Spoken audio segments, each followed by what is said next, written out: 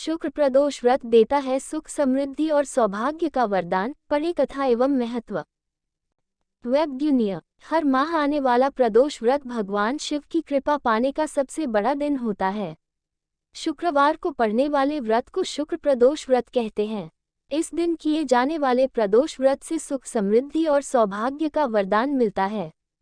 प्रदोष व्रत की पूजा शाम के समय प्रदोष काल में की जाती है। ये प्रदोष सूर्यास्त से लगभग 1 घंटा पहले का समय होता है, जो प्रदोष काल कहलाता है। धार्मिक ग्रंथों के अनुसार प्रदोष व्रत करने से भगवान शिव शंकर की पूर्ण कृपा प्राप्त की जा सकती है। इससे जीवन में किसी प्रकार का अभाव नहीं रह जाता है। इतना ही नहीं, समस्त आर्थिक संकटों का समाधान करने के लिए प्रदोष व्रत अवश्य करना चाहिए। इस व्रत के प्रभाव से हर तरह के रोग दूर होकर बीमारियों पर होने वाले खर्च में कमी आती है।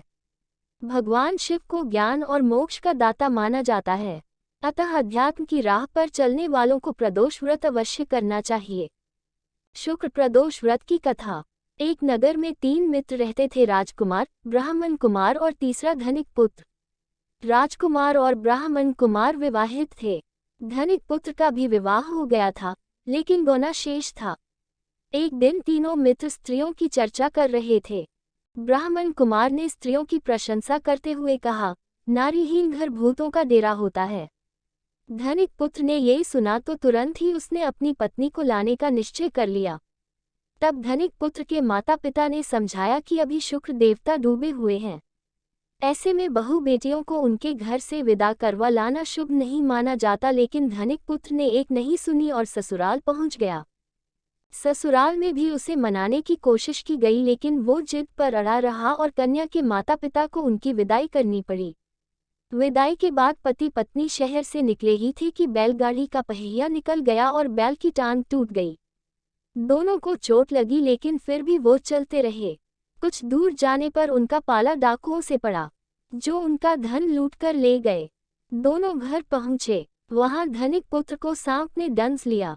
उसके पिता ने वैद्य को बुलाया तो वैद्य ने बताया कि वो 3 दिन में मर जाएगा।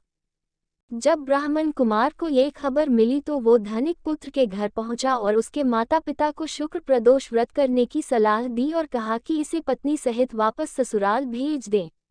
धनिक ने ब्राह्मण कुमार की बात मानी और ससुराल पहुंच गया, जहां उसकी हालत ठीक होती गई, यानी शुक्र प्रदोष के महात्म्य से सभी घोर कष्ट दूर हो गए। इस दिन कथा सुने अथवा सुनाएं तथा कथा समाप्ति के बाद हवन सामग्री मिलाकर 11 या 21 या 108 बार ओम ह्रीं क्लीं नमः शिवाय स्वाहा मंत्र से आहुति दें। उसके बाद शिवजी की आरती तथा प्रसाद वितरित करें। उसके बाद भोजन करें। कहा जाता है कि शुक्रवार को प्रदोष व्रत सौभाग्य और दाम्पत्य जीवन में सुख समृद्धि भर देता है। यही कारण है कि आज के प्रदोष व्रत का काफी खास माना जा रहा है। शुक्रवार के दिन पड़ने वाले इस प्रदोष व्रत से सुख समृद्धि मिलती है।